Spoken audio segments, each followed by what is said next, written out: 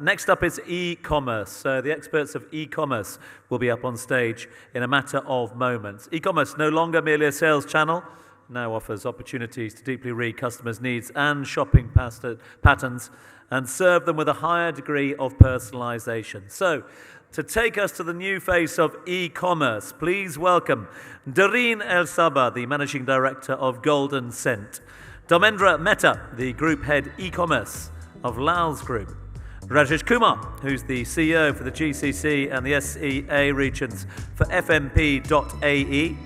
We've got Sabbagh Abdul Rasool, the Chief Digital Officer of Homias.me, and Dhiraj Agarwal, the CEO and the co-founder of Campus Sutra. Those are your all-star panelists for this e-commerce team. And to drive the conversation, please welcome the Head of Information Technology at Asta Retail GCC. Adam Dokrat will be your moderator for this one. Thank you so much. Good afternoon, everyone.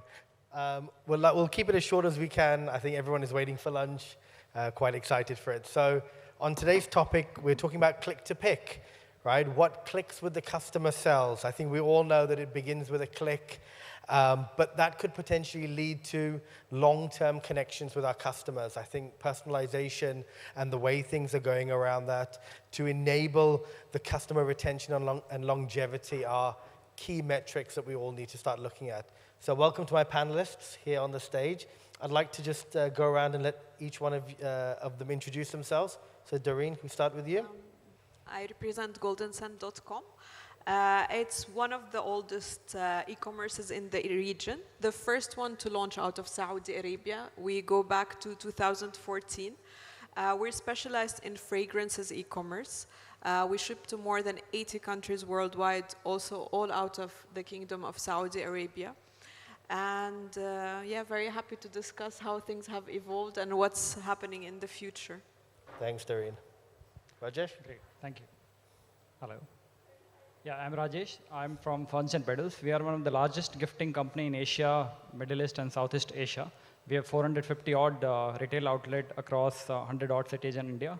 We have 5 retail footprint in UAE. We operate all across the country in Singapore. We have been operating in Qatar from last 2 years, and then we have recently opened in Saudi Arabia as well. And in Saudi, we have started with Riyadh, and then gradually we'll be moving to other cities like Jeddah and Dammam. I think we'll talk more about the topic in times to come. I'll let other introduce. Assalamu alaikum. Good afternoon, everyone. I'm Sabbagh Abdul Rasool, Chief Digital Officer of Homies. We are a marketplace based on Bahrain, and the Chief Strategic E-commerce Advisor from tech companies called Crush. I am Madridista, and I am happy to share this panel with everyone here today. Hi, I'm Dhiraj from Campus Sutra. So the story of Campus Sutra is we started 8 years back from a 400 square feet office in a building which was supposedly haunted. Right? So we found this place which was in central Bangalore where there were stories that ghosts come at night, so nobody wanted to take that. It was lying vacant for 32 years. We started from there, and we have built the biggest bootstrap fashion brand in the country now.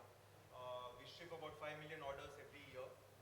We are the only brand from India to be present in 22 countries. So we are in US, we are in Canada, we are of course in Middle East, we are in Europe, and we are one of the biggest in India.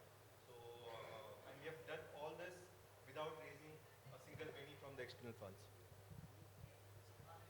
So that's not good. Good afternoon, everyone. I think those are big shoes to fill, right? Not raising capital, unheard of in the region. But my name is Dharmendra. I'm part of Lals Group. You know the group for your favorite brands like Homes R Us, Daiso Japan, Mom Store, Carter's, US Polo Association, Fitness 360, a whole list. My role as head of e-commerce is to build digital journeys for our customers across mobile applications, websites, third-party marketplace sales, and the entire social gamut, right? So that's what we do. Pleasure to be here. Thank you for having us. Yes, I think, thank you, everyone. Dhiraj, I want to start with you. 5 million orders is an amazing achievement, well done. But from your side, how has the landscape of e-commerce changed over the last few years? And I think in your opinion, I think we want to know, what role do you think that customer retention is going to play now and going forward? So I would cover the landscape from 2 perspectives, right? One from the perspective of D2C brands.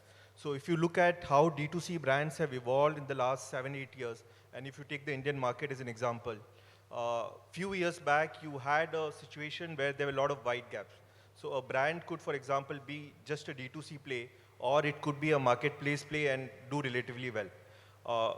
And we also had a situation where e-commerce in India, for example, has gone from 1 billion to 70 billion. But you have a lot of brands which have shut down. So I think just the mortality of brands in emerging markets like India is very, very high compared to the traditional retail. So I think the reason that has happened is that brands have had to make their journey from being a D2C or an e-commerce brand to brand per se, right? You can start with D2C, you can start with marketplace, but unless until you make the journey in terms of being relevant to your customer across channels, I think brands have found it very, very hard to kind of survive and navigate that space, right? From a platform perspective, I think, and world over, right? We see this in the European market, we see it in US, Canada, that the horizontal platform story is more or less over, right? So unless until you are an Amazon or you are a Flipkart or you are one of these big guys, right?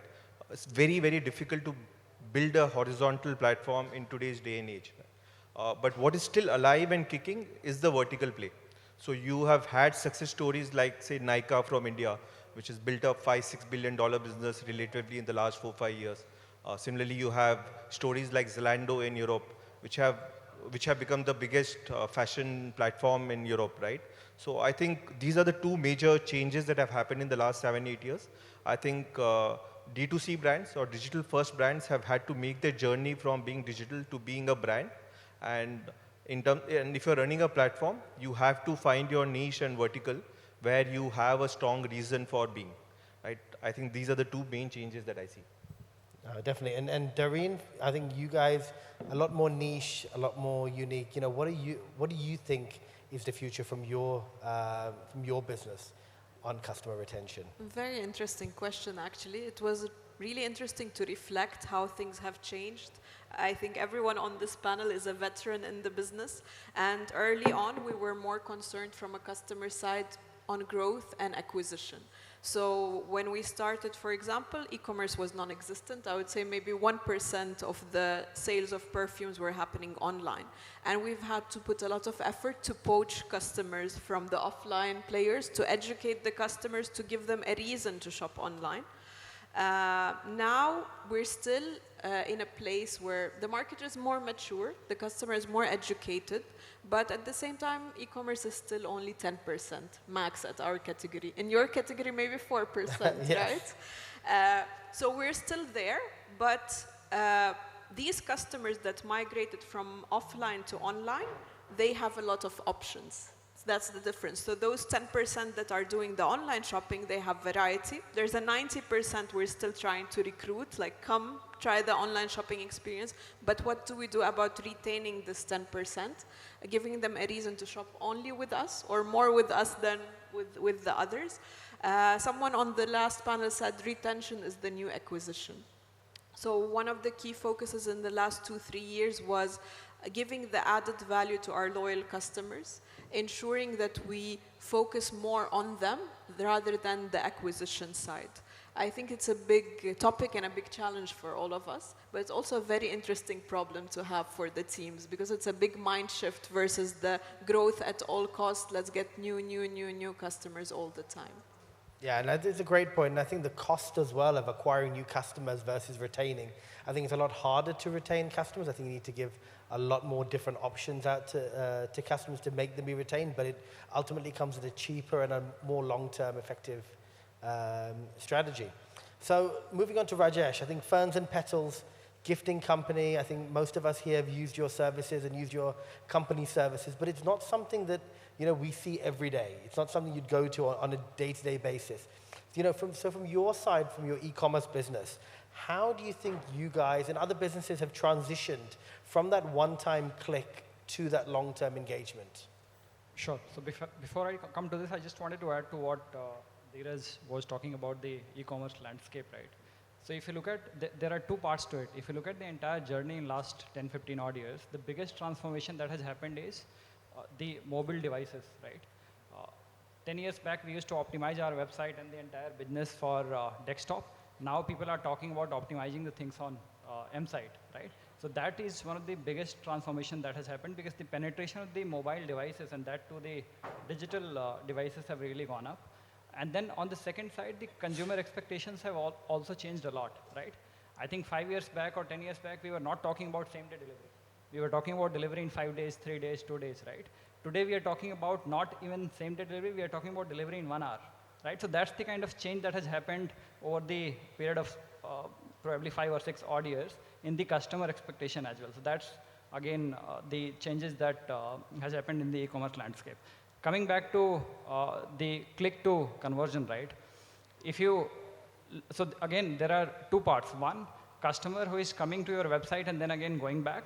And second, customer who has come to your website and has bought with you at least once, right?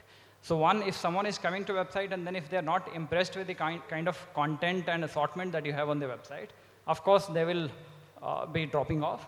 And then if you're able to solve the content and the entire interface part, they'll be able to convert with you. But how do we, one, bring the customer back, those who have left the website without shopping, and then how do we bring the customer back who have bought something from us at least once, right?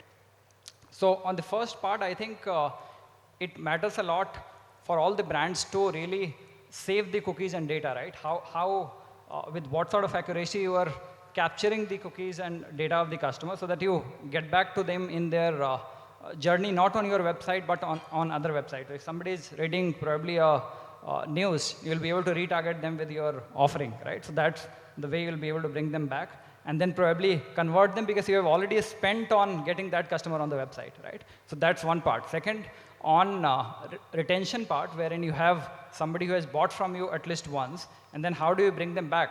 So you'll have to always do some sort of innovation in your product line, in your offering, in the content that you create on the website so that they are compelled to come back to you and not to go to any other competition, right? So I think these are the 2 basic things that we need to do in order to bring the customer back and then make them a loyal customer on your platform. No, thanks, Rajesh. I think there's a really interesting point you said about innovation on the product. I think a lot of people look at innovating tech, but we don't always think about innovating the products that we sell. I think that's a really good point.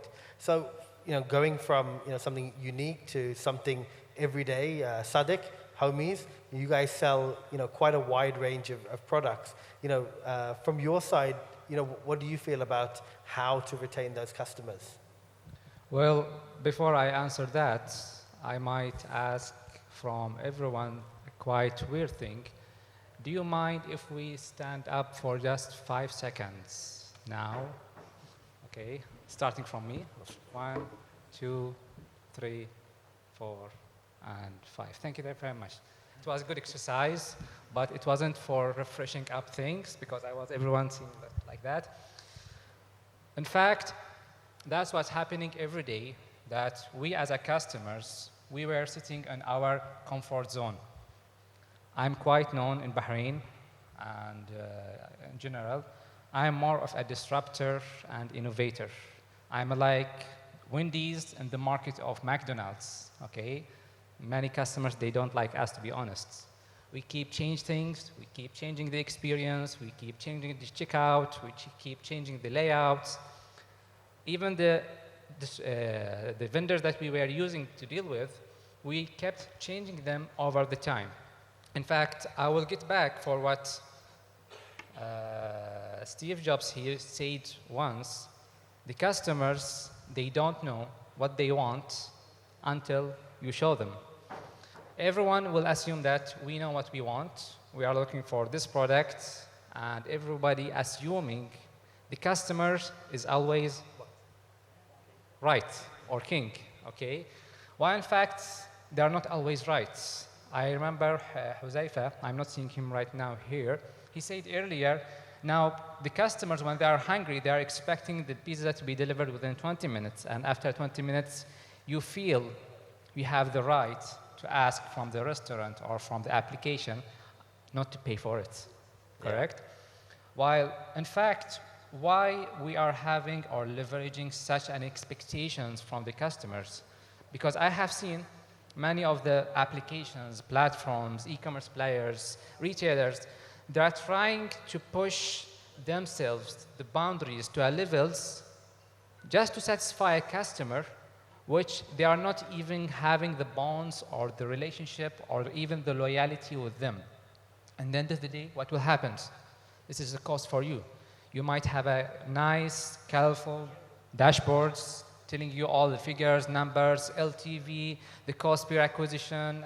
But what matters for you is your sustainability as a business, more or less.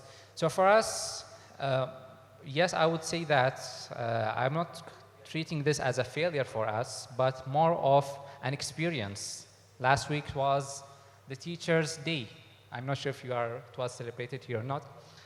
I believe the best teacher for us was the mistakes that we have done, which we have learned from them. And from many mistakes we have seen, it's not always about fulfilling the expectations of the customers, but fulfilling the best experience that we can literally give it for them, and later we reflect it for everyone as it is our promise to deliver the following experience. No, that's some really good insight, Sabbagh. And moving on to you, Dharmendra, Lals Group, I mean, multi-conglomerate, lots of different brands, and I think it's really interesting. How do you guys put together that e-commerce brand strategy, considering it's not just one particular product? I think we'd really like to know that, and then putting together a strategy which you can resonate with a single audience. Yeah, I think, and that's one of the challenges that we thrive for, and my reason to go back to work every morning is that you are dealing with multiple customer cohorts.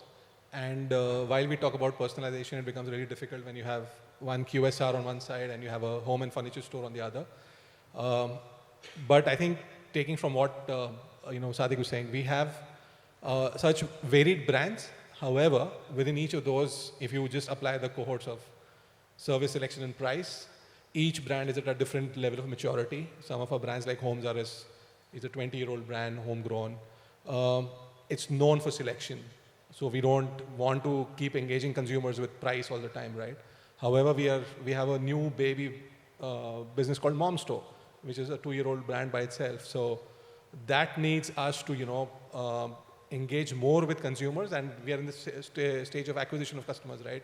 So therefore, it's growth at all costs in that part of the business. So it's also kind of customizing and getting the teams to work on these multiple challenges at the same time, and you keep wearing different hats, by the hour, and that really creates this entire excitement of building the business. But at the core of it, we are retailers, and therefore we always remember that service comes before selection and price. So the differentiation is going to come from those services that you offer to customers, right? So we talk about 1-hour delivery, we talk about faster delivery methods, we talk about easy exchanges, returns. However, how do you make consistent progress with consumers that you remain top of their mind from your service? So if they remember you as, I had a great delivery experience, which Ferns and Petals does very often, probably 99.99% times. And we look up to such challenges all the time, and that's how we build your entire strategy with consumers, right? And once you create a segment, you always remember that this segment has come to you today for price, but will eventually evolve with you, come to you for selection, and then they will come to you for service. But service is what will always retain your consumer.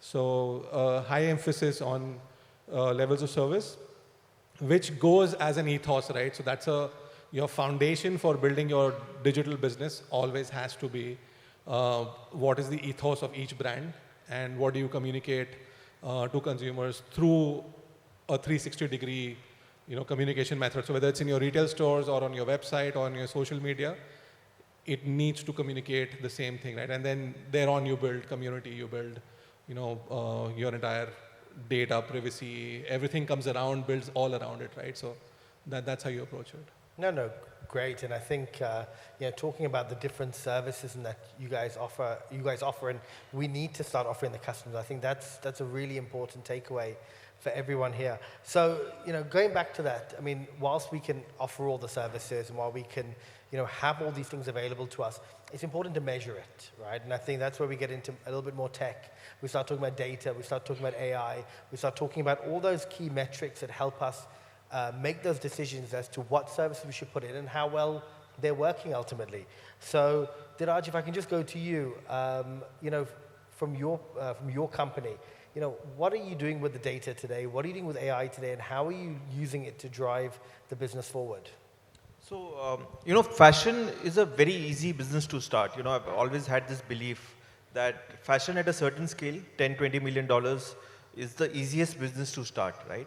The most difficult thing to do in fashion is to create a 100, 200 or $1 billion fashion business. And in that, what we have seen is that the only thing that can enable that in the present day and world is technology.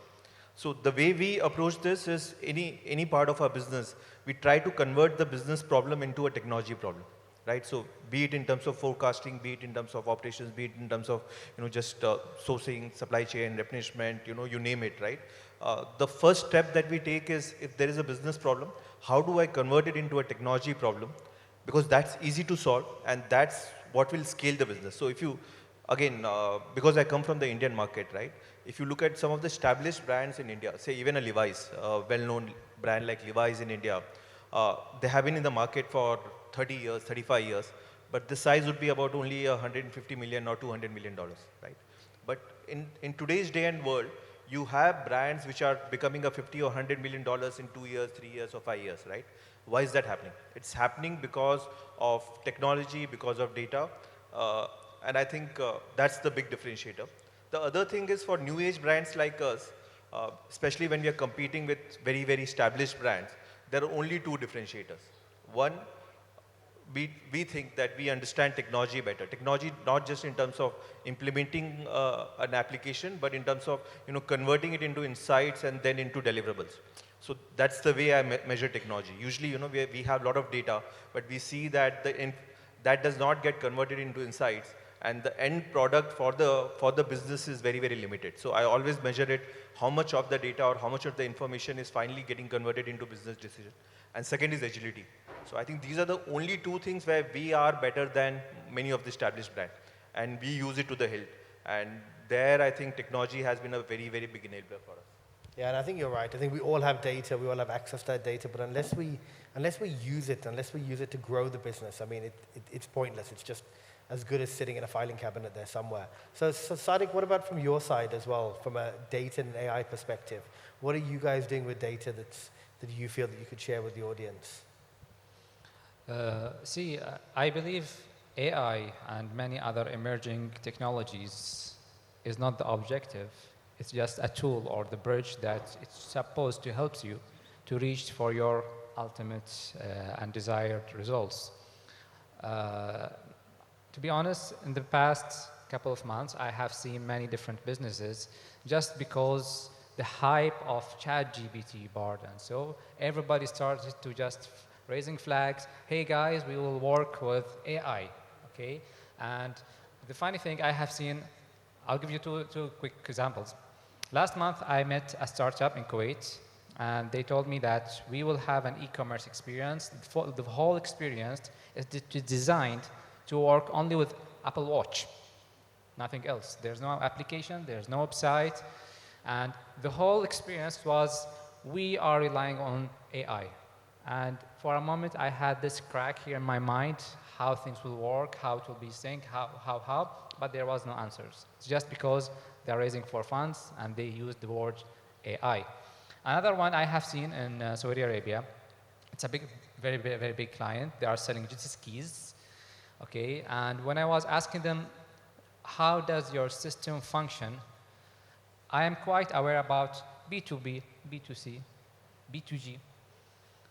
They told me, no, we are designing our system to serve individuals, to serve businesses, to serve groups, and to work with the government within the same entity. Okay, that took some time to process until they said, and we want to distinguish this experience with AI. So the AI and many technologies, it has a purposes for why you are using it, and it's supposed to deliver in the end of the day. Many technologies, they are quite fancy and lovely to have, but if you are linked it with a proper justification why I'm investing in that. 2 years ago, I have seen many people, big companies, big corporates, even here in Dubai, they said, we have started our journey into metaverse. Congratulations. Okay, last year I have met some of them, and I hope to find some this time. I told them, how is your journey in metaverse? No, no, no, it was, our CEO had different change. It's not he had different thoughts about it. It didn't deliver. It is good to be innovator. It is good to catch up with the latest trends and technologies. I have used AI. I have used cryptocurrencies. I have used AR even to our system. But I'm quite frank, not everything is working. Whatever it works, keep it, invest into it. Whatever it's not, perhaps it's not matured yet for your case, keep it on the shelf until further time. Yeah, no, definitely. And I think trends go up and down. And we were all talking about the metaverse 2 years ago, and now we don't hear a whimper about it. And maybe ChatGPT is going to go the same way. Who knows? But we're coming towards the end of the session, but I will ask a couple more questions quickly, because I think there's some great insights to hear from everyone. So Dharmendra, just first quickly from your side, I think with this AI, and especially with a group as big as Lals as well, GDPR is a big concern. Patient data, customer data is a big concern. So, how do you balance the need for personalization against data security and privacy concerns? I think it's one of the most important charters that we're working on right now, because like you rightly said, there's so much customer data coming in. So the way to approach it is you build a constitution for data, how it's going to be used, where it's going to be used. Then you create, a layer of transparency with your customers. So bring in your technology product design thinking, bring in data privacy as a key point. Don't bring it as an afterthought. Bring it into your layers of building your customer-centric user interfaces. And then you start building that constitution out, right? And then the more you keep your data, the use of your data transparent to your customers, how do you kind of, enable them to get access to their micro-level data at their requirement?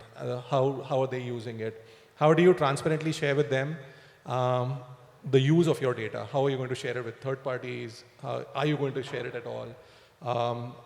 And how do you kind of then make sure that also from a starting point of perspective, you also need to make sure that the amount of data you're gathering from customers is minimum. That's where trust starts building, right? So for example, there's a lot of conversation around nationality data being captured here, but is that really required for your business? Are you going to treat your customers differently because of nationality? So things like those, how do you make sure that you get minimum data from customers? The process of either giving data to you or receiving it back is seamless, painless. And from a data governance perspective, you need to have a full constitution in place, a full charter of review mechanism. Where do you store the data? How do you share it across people, across other partners? So I think that's a whole charter for us, and we're focused completely on building that. Yeah, and thanks. And I think, like yourselves, with us at Aster as well, patient data is the highest sensitivity in the organization. We don't just keep name and Emirates IDs, we keep your medical histories, we keep, your prescriptions and really sensitive data. So I think the charter is a great thing, and something that a lot of us are doing now to make sure that we really look after the data that's entrusted with us. So I'll move on to my last question for Darine and Rajesh, just to wrap it up here. I think both of you guys work in really niche industries, but I'd be really interested to hear from both of you, from not just from your business, but from a personal perspective as well. Where do you see e-commerce going, right? I think we all, 10 years ago, we knew e-commerce was on the way up. Where do you see it going now? And what advice would each of you give businesses to stay ahead of the competition, right? And to really move forward to that next level? And how do you protect yourselves, your businesses and other businesses, from the future effectively? Darine? Very profound question. I'll try to Thank answer you. quickly. So I think it's for all of us here as, let's say, some companies that were innovators years back. It's more about grow or go, or innovate or die, literally every day. Not so much for maybe old school retailers, but everyone in the e-commerce space. No matter how long you've been there, you feel this pressure every day. So it's not about what's already been done, it's really always thinking as a leadership team of what we can do next in the next 5 years or 10 years, where would this space go and where would we see ourselves? Will we be still relevant? And within that kind of thinking, we're always thinking about online to offline. There is always this offline element that we need to cover, and the touch point and the relationship with our customers, so they don't think of us as this ethereal entity that's like replaceable. As well, we think about the whole e-commerce experience fundamentally changing in the next few years. So far, it's been the, let's say, paradigm of driving traffic to the app or the website. We really believe that in a few years, there will not be these silos, let's say, social ads going to the app, download the app and shop. We want to have a seamless experience across all places where we exist, and like a boundless, let's say, e-commerce shop anywhere experience, which we're building towards from now. So we're launching a lot of experiments in the space of social commerce, conversational commerce, some automated experiences like subscriptions. But I do see a lot of disruption happening in the future. One of the most interesting ones in this year is TikTok commerce. So TikTok has launched their marketplace in the US as a test, and they're really rapidly expanding to the region too. So we're really excited for these kinds of changes. I think that's going to really change the game, being able to use your social apps and seamlessly interact with the products you want to buy. And then to finish it off, Rajesh, from your side. Yeah, sure. So, I mean, on top of the e-commerce that we see in next 5 years or 10 years, I think I would like to talk about the omni-channel commerce, right? That is going to be the future for next couple of years. It's not only one channel that can be the master. There has to be the omni-channel experience for the consumers, and that's what they're looking at. Whether it's the online platform that you have created, whether the retail outlet that you have created, whether the social commerce that you have built, right? Or the entire seamless communication that you have with the customer in whatever way you communicate with them, whether it's the branding, OH, or anything else that you do, right? So omni-channel is going to be the future, is what I see. At the same time, the advice to the startups will be that focus on data. Data is the key, and then that is what is going to give you the biggest insight in order to what needs to be done in the future, right? A lot of people do a mistake by looking at the data or the things that competition is doing. I think we should be focusing on our own data, our own consumer base, the kind of insights that we get from our customers is what needs to be translated into the action, not what others are doing, right? So that's the summary from me. No, that's some really good insights. So I think we've come out of time. I think we'd all love to sit here for another 1 to 2 hours and pick everyone's brains. I would love to open up for the floor for questions, but I think we're out of time, and I can hear everyone's stomachs rumbling from here. So thank you very much to all the panelists. Please, everyone, feel free to connect with them after the session. I'm sure they'll all be around for some time, but thank you, everyone. Thank you, everyone. And well done, Adam, on your first moderation. Thank you.